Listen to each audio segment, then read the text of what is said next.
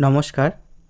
আজকে আমার এক প্রিয় শিক্ষক মহাশয় এবং কবি শ্রী অংশুমান করের লেখা একটি কবিতা আমি পাঠ করে শোনাচ্ছি। কবিতার নাম রবীন্দ্রনাথ। শিলাইদহভাবে আপনি ওদের, জোড়াসাঁকোভাবে আপনি এদের। বিশ্বভারতী ভেবেছিল জর্জ বিশ্বাসের নন, আপনি তাদের। রবীন্দ্রনাথ, আপনি আসলে কার?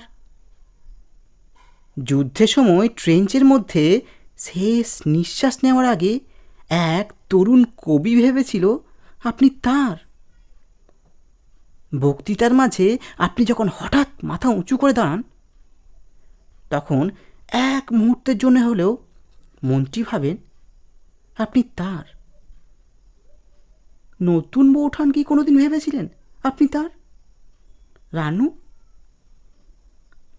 রবীন্দ্রনাথ, আপনি যে ঠিক কার সে প্রশ্নের উত্তর বাঙালি আজও পায়নি।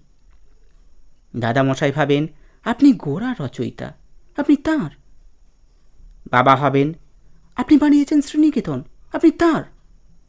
মা ভাবেন আপনার সুরেই বেজে উঠেছে ওর বীণা, আপনি তাঁর। ভীরু কিশোরী যে মুখ ফুটে বলতে পারেনি, শুধু চিরকুটে লিখে দিয়েছে, হাতখানি ওই বাড়িয়ে আনো, দাও গো আমার হাতে, ধরবো তারে ভরবো তারে, রাখবো তারে সাথে, সে মনে করে আপনি তার। আর কফি হাউসের টেবিল চাপড়ে রাগী তরুণ ঘোষণা করে আপনি আসলে মাত্রাবৃত্তের। যতজন বাঙালি ততজন রবীন্দ্রনাথ।